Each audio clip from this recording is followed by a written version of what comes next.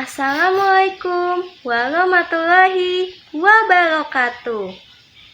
Selamat pagi, selamat siang, dan selamat malam teman-teman semua. Gimana nih kabar kalian?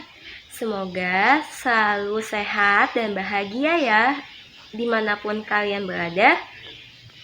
Saya, Ismi Syabila, mahasiswi pendidikan sosiologi, Fakultas Ilmu Sosial dan Hukum, Universitas Negeri Jakarta.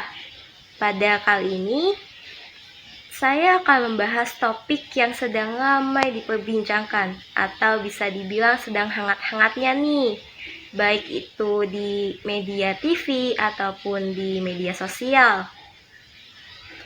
Nah, video ini saya buat untuk memenuhi tugas ujian tengah semester mata kuliah Sistem Sosial Budaya Indonesia.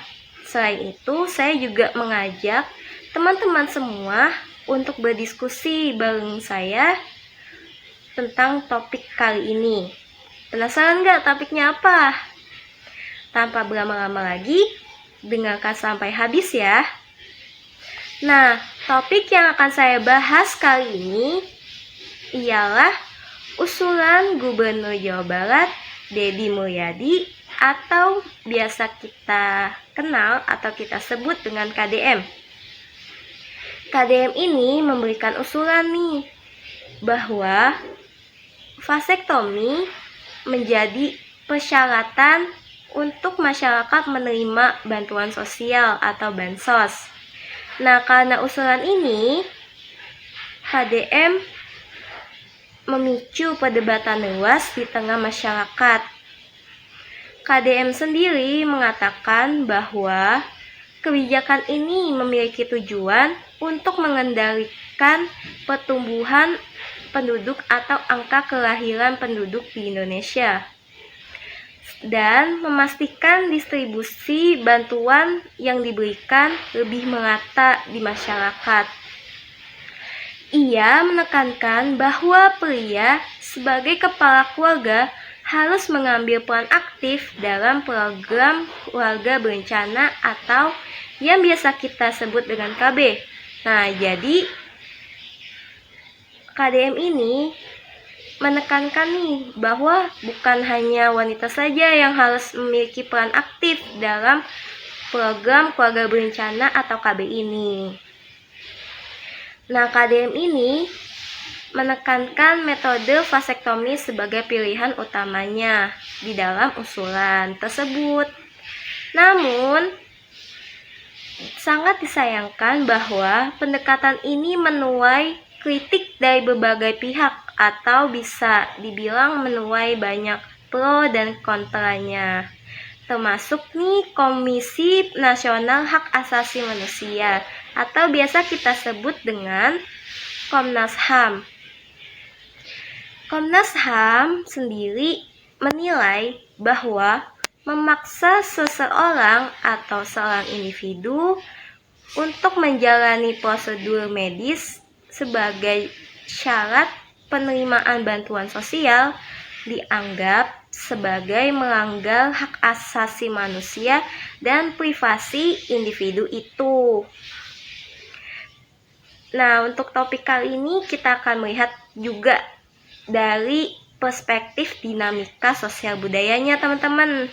Penasaran gak sih gimana topik kali ini dilihat dari kacamata atau sudut pandang dinamika sosial budaya? Tonton sampai selesai ya. Jadi, usulan ini mencerminkan ketegangan antara upaya pemerintah dalam mengendalikan pertumbuhan penduduk dan nilai-nilai budaya serta hak individu.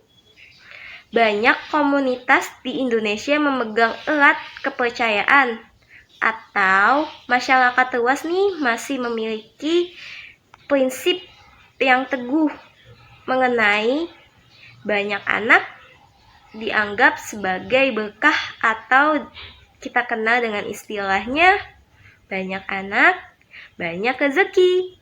Namun pada kenyataannya di Indonesia tidak seperti itu. Malah dengan banyak anak itu bisa kayak membludak lah manusianya, jadi kemiskinan juga semakin meningkat.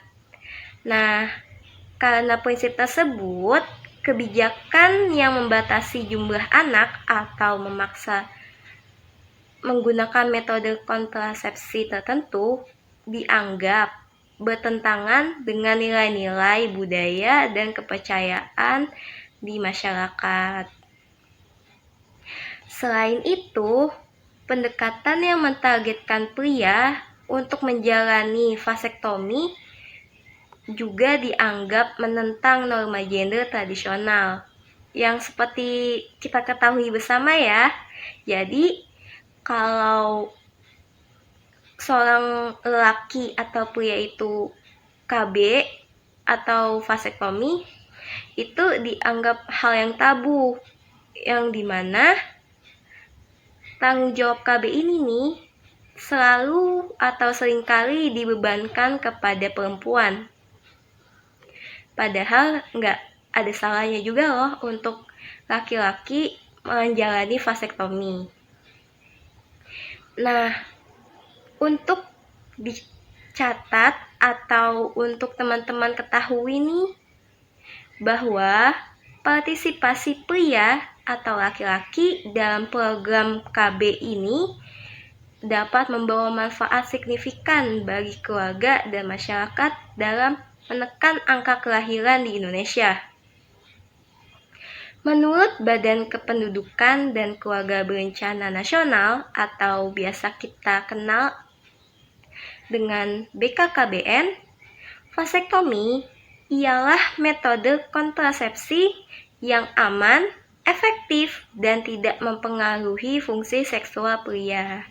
Nah, dari situ kita tahu ya bahwa vasektomi ini sama sekali tidak ada efek berbahaya terhadap kesehatan fisik ataupun seksual pria tersebut.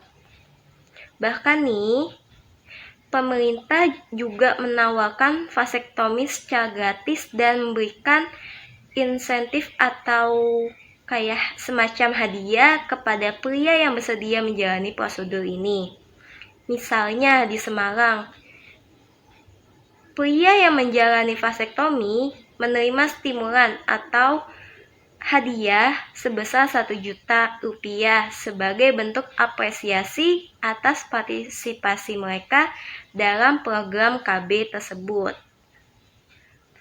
Walaupun demikian, menjadikan vasektomi sebagai syarat penerimaan bansos ini menimbulkan dampak negatif terutama bagi kelompok masyarakat yang rentan karena akan menciptakan ketakutan di kalangan masyarakat menengah ke bawah atau masyarakat miskin yang bergantung pada bansos.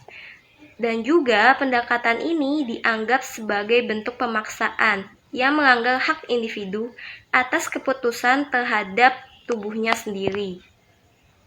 Namun, sebagai gantinya nih, pendekatan yang berbasis edukasi dapat lebih efektif dalam mendorong partisipasi pria dalam program KB tanpa melanggar hak asasi manusia. Dalam konteks ini, penting bagi pemerintah untuk mempertimbangkan kembali dalam membuat kebijakan yang dirasa cukup sensitif terhadap nilai-nilai budaya dan hak individu di masyarakat. Edukasi yang komprehensif tentang manfaat KB dan partisipasi pria dalam program ini dapat membantu mengubah persepsi masyarakat tanpa perlu menggunakan pendekatan yang bersifat memaksa seperti usulannya KDM itu ya. Selain itu, dengan melibatkan tokoh agama dan tokoh masyarakat untuk berkampanye mengenai KB vasektomi ini, membantu meningkatkan penerimaan program yang akan diluncurkan atau kebijakan yang akan diluncurkan di kalangan masyarakat luas. Jadi secara keseluruhan, usulan KDM ini menyoroti pentingnya partisipasi pria dalam program KB sebagai upaya pemerintah untuk mengendalikan atau menekan angka pertumbuhan penduduk atau angka kelahiran penduduk. Namun yang harus diingat, pendekatan yang digunakan juga harus mempertimbangkan dinamika sosial budaya dan hak individu agar kebijakan tersebut dapat diterima di masyarakat dan efektif juga dalam jangka waktu panjang. Sekian penjelasan dari saya. Mohon maaf kalau ada salah kata. Terima kasih sudah mendengarkan. Wassalamualaikum warahmatullahi wabarakatuh.